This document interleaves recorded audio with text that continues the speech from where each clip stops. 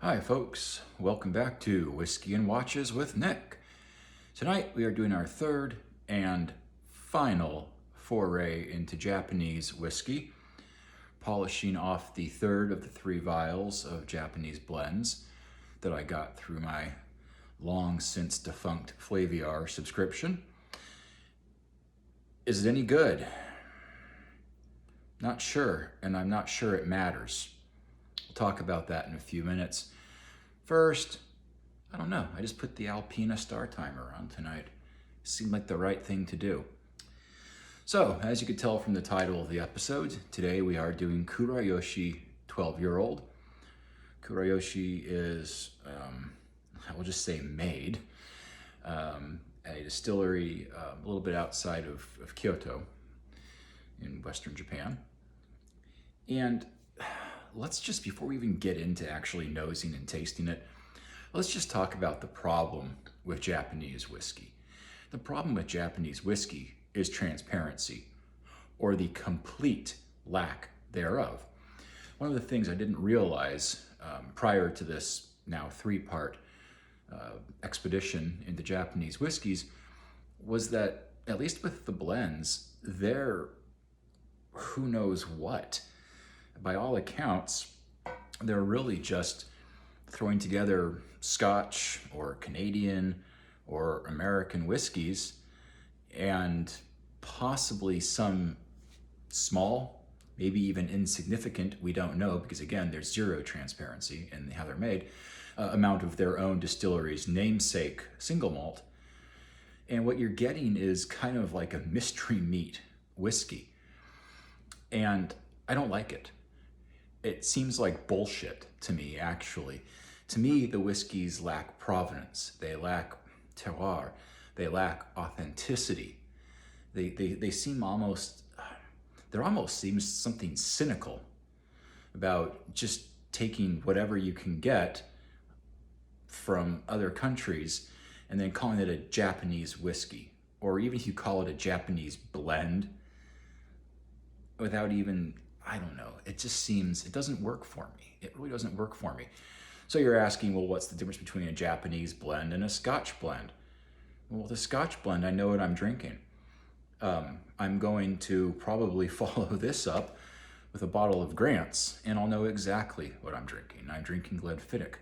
I'm drinking Balvenie and Kininvini in that. If I had a bottle of Johnny Black, what's the #1 ingredient? Kalila, right? I know what I'm drinking. I don't know the exact proportions. I don't know how old the Galila, for example, is in a given bottle of Jack. It could be 8 years, it could be 18 years, who knows?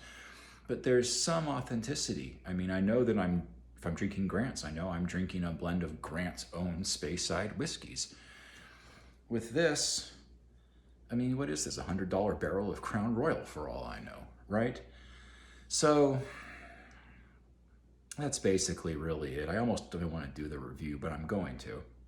I mean, it may still be good, even if it's bullshit. So, without any further ranting, let's get this to the nose. So from the website, they say that the nose is an aroma of nuts and almonds. I thought almonds were nuts, but what the hell. Followed by rich malt flavor.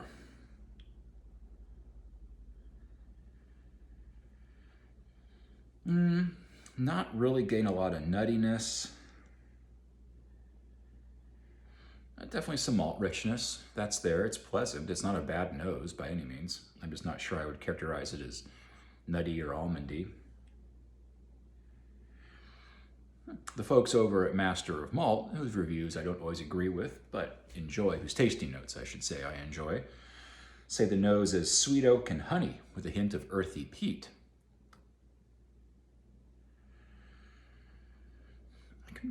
I'm not sure what sweet oak smells like. Oak to me is generally bitter and tannic, but okay. Honey, absolutely, in conjunction with maybe that malty sweetness. Earthy peat, no, I'm not getting any peat, any earthiness, nothing vegetal at all here. The always handy, and I mean that, the always handy flavor cards that Flaviar provides with its tasting vials. Says we have a predominant note of caramel, and then you can't read that thing that looks like a little grenade is nuttiness. So maybe my nose is miscalibrated. And then equal parts vanilla, mineral, and cherry as secondary layers. Then some tertiary notes of roasted something. Sweet, pear, peaty. Again, 0 peat in this, sorry. So let's just try to unpack this nose a bit and then get it on the palate.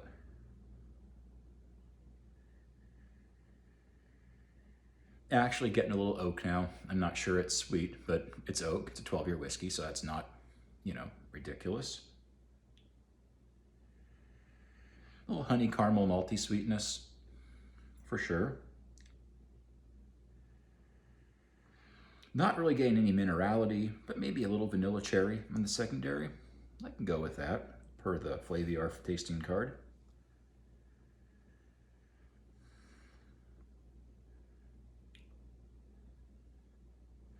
Not the most interesting nose, but overall quite pleasant.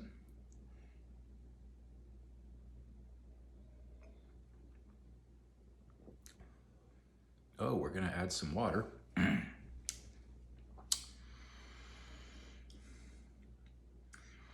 Wow. So, Master of Malt says that they have some sherried malt coming through first with notes of raisin and cinnamon, shortly followed by toasted nuts and vanilla pod. Yeah, I'm gonna go with that actually. To me, the sherry is overpowering. I don't like that. The notes of raisin and cinnamon are definitely there, and on the palate, I can finally get what they mean when they mention the nut notes that is on the palate. Not entirely pleasant, but it's there. I did not like that. So I'm gonna do it once more on the palate, and then I'm just gonna put some water in. The sherry was so overwhelming, I didn't even register the mouthfeel.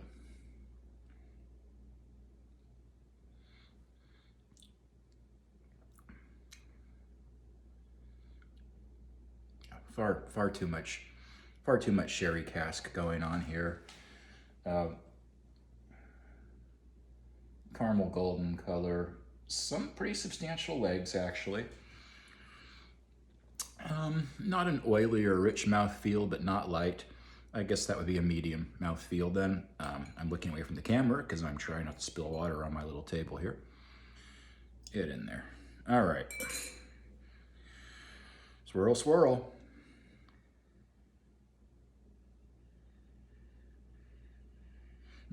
That does clarify the nose a little bit. Let's see what's going on now.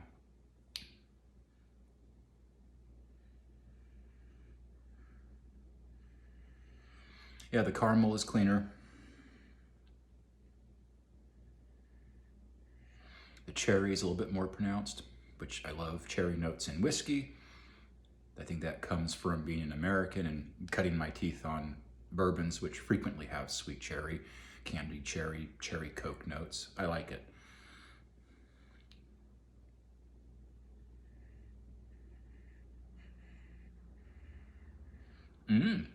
Little bit of pear peeking out there. Maybe they threw a space side in. We'll never know. On the palate again.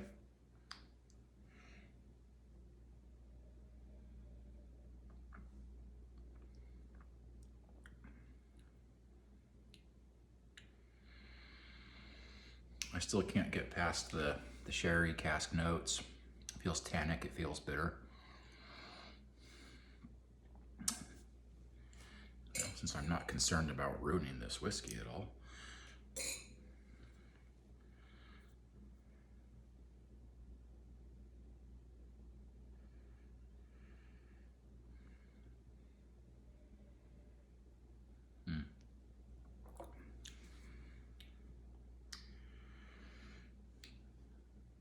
Honestly, Roy, the sherry bitterness masks everything. Yeah, there's some nut and some cinnamon in there, but who cares? It's not enjoyable on the palate. So not a winner of a whiskey, obviously. And let's keep going about the problems with these Japanese blends in general, using this one as an example. So this distillery is, like I said, northwest of Kyoto, which I guess would put it pretty much on a coastal area. It's from a place called Tottori Prefecture, which apparently is primarily nature preserve, or heavily nature preserve. And they claim that because they have their distillery located in this pristine area, that the water in particular is really ideal for distilling. Oh, that's a nice little story. Oh, that's a nice little fairy tale. And here's why it's more marketing, cynical marketing bullshit. Okay?